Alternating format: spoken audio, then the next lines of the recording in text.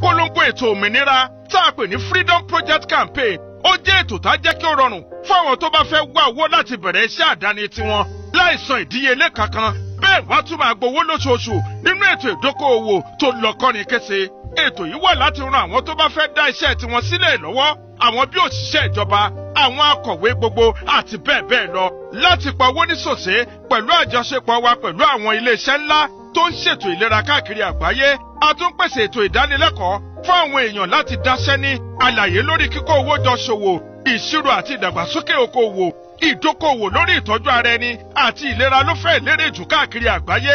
Ẹ wò báyìí, èrè okòwò lórí ọ̀rọ̀ ilé yẹn real estate ó jẹ́ ìdá 10.7 sí ìdá 90, 10.8% sí 90%.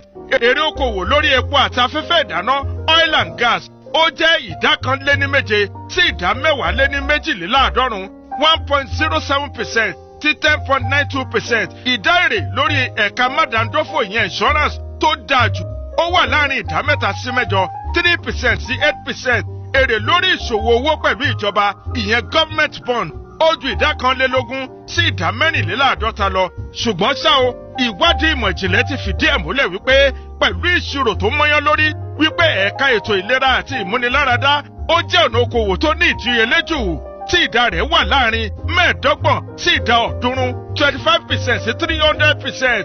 Ètò òmìnira ìyẹn Freedom Project tún pèsè ètò ìdánilẹ́kọ̀ọ́ tó ń polongo tó ń jẹ́ kí ètò tó ṣe gbẹ́kẹ̀lé wà.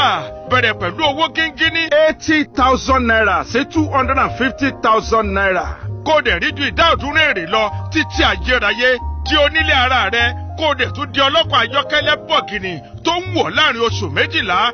Ìrìn àjò lọ sí orílẹ̀-èdè Dubai àti èrè ajẹ́ràbíàṣà mílíọ̀nù kan àbọ̀ náírà 1.5 billion naira láàrin oṣù 7 sangiliti. Bọ́ lọ́wọ́ kòsíkòsí, àìrínà àìrílò, iṣẹ́ àti àwọn nǹkan gbogbo.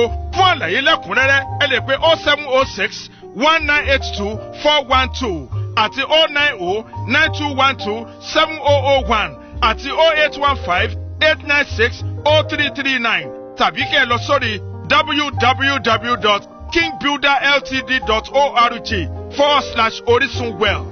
Ìpolongo ìwá látọwọ́ Orísun EEP.